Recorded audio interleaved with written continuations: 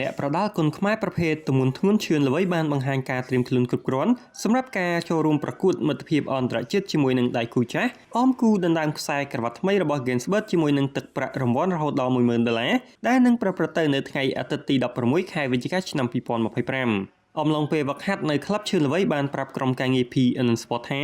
ការប្រកួតលើកនេះជាឱកាសដ៏សំខាន់បំផុតក្នុងអាជីពសម្រាប់ជំរះបញ្ជីចាស់ជាមួយនឹងកីឡាករប្រេស៊ីល Eldison Santiago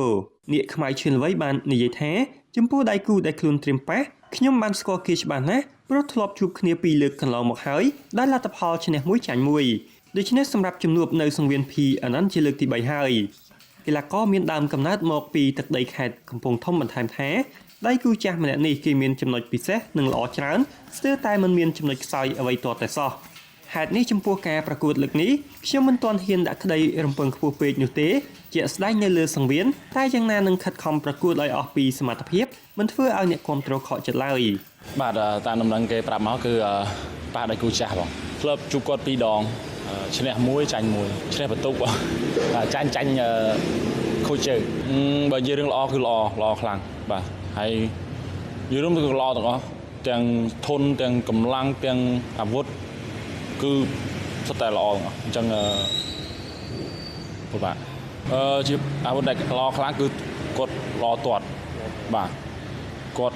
ចាប់ចង្វាក់ដៃគូប្រកួតបានអញ្ចឹងទៅគាត់បកកែទាត់គាត់កាប់យកក៏ផ្លូវយកជើងយើងមកស្រាប់ប៉ះលើកទី3នេះយើងមិនទាន់ហ៊ានរំពឹងថានឹងឈ្នះគាត់ទេបងប៉ុន្តែយើងនឹងប្រឹងប្រកួតអស់ពីសមត្ថភាពដើម្បីយកជ័យជំនះព្រោះថាយើងធ្លាប់ឈ្នះម្នាក់ម្ដងអញ្ចឹងយើងចង់ឲ្យខ្លួនឯងយើងឈ្នះម្ដងទៀតដើម្បីសងសឹកការពីលើកមុនដែលគាត់ទាត់ខ្ញុំខូចជើងអញ្ចឹងបងបាទសម្រាប់ការប្រកួតមួយនេះគឺខ្ញុំរំពឹង60ទៅ70%ហើយការចាប់ទឹកមិនចាប់ទឹកហ្នឹងគឺយើងពិបាកនិយាយតិចដោយសារគាត់ល្អអញ្ចឹង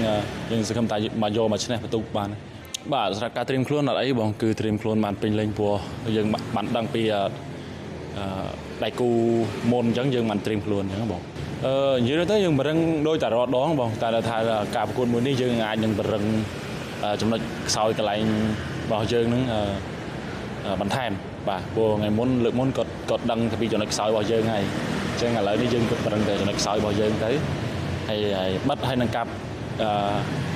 កិច្ចការពារអីប៉ុណ្ណឹងបាទជាមួយនឹងការប្រកួតគូមិត្តភាពខាងលើក្នុងថ្ងៃជាមួយគ្នានោះក៏មានការប្រកួតដ៏កក្រើកដណ្ដើមខ្សែក្រវ៉ាត់ផងដែរ